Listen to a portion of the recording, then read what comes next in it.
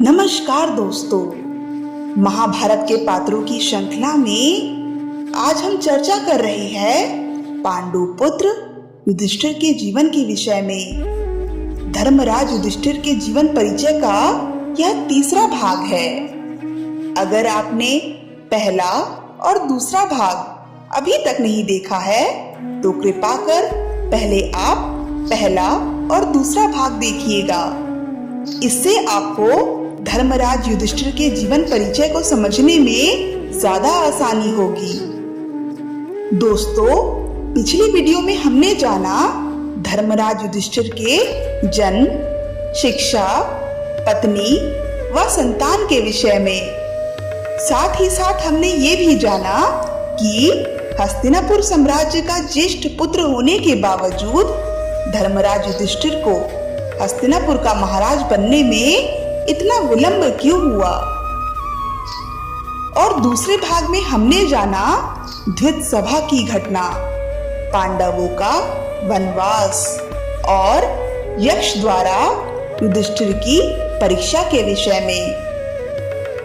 और आज हम जानेंगे महाभारत के युद्ध में युधिष्ठिर के योगदान व उनके अंतिम समय के विषय में। तो चलिए शुरू करते हैं। अब हम जानते हैं महाभारत के युद्ध में युधिष्ठिर के योगदान व उनके अंतिम समय के विषय में। युधिष्ठिर मारकाट और युद्ध से सदा ही घृणा करते थे।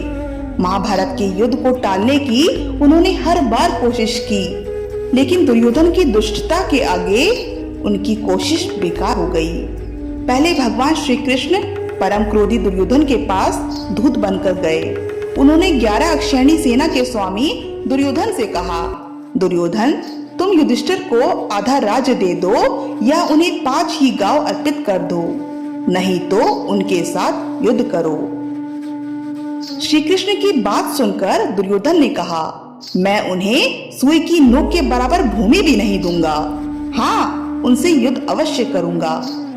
ऐसा कहकर दुष्ट दुर्योधन ने भगवान श्री कृष्ण को बंदी बनाने का प्रयास किया, पर वह विफल रहे।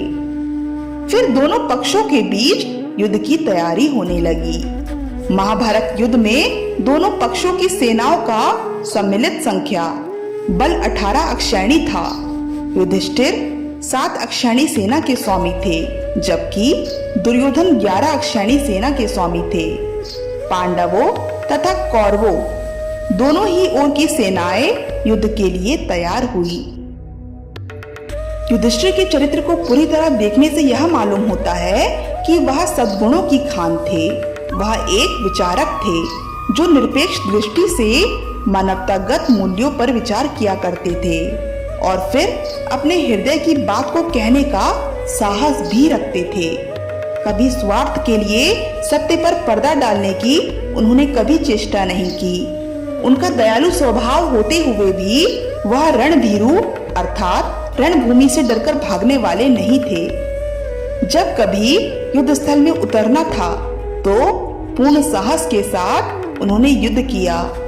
नकुल और सहदेव के मामा श्री मद्रराज शैल उन्हीं के हाथों मारे गए थे।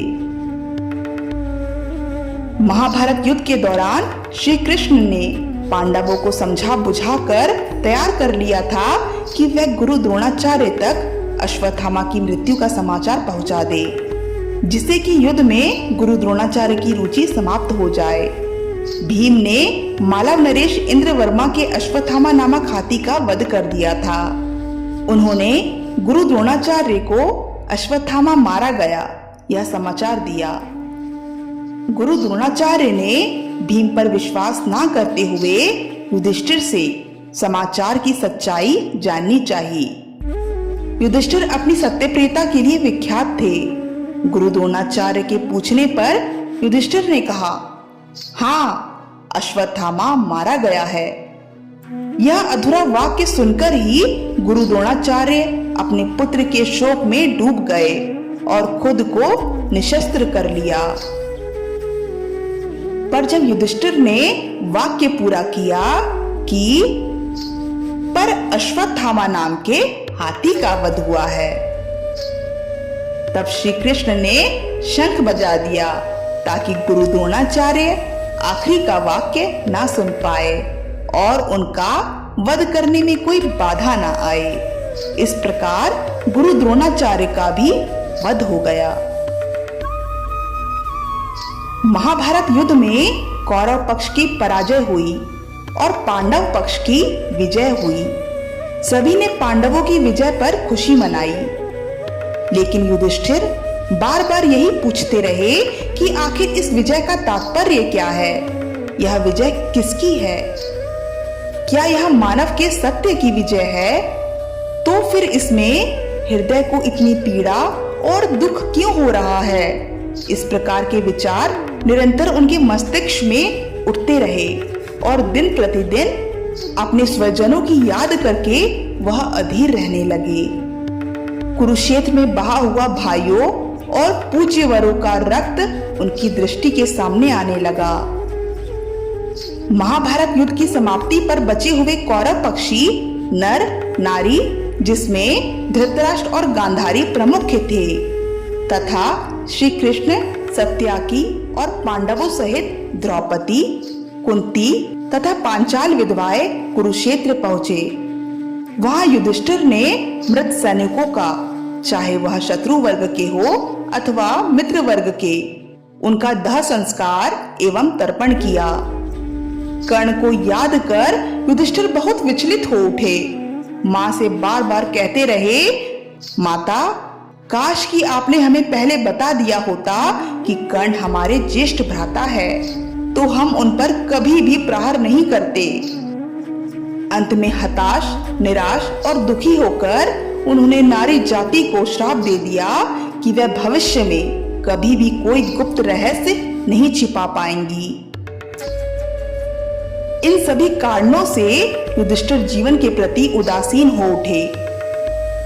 यद्यपि महाभारत युद्ध के बाद कुछ वर्ष तक वह राज्य संभालते रहे, लेकिन कभी भी उनका मन प्रसन्न नहीं रहा।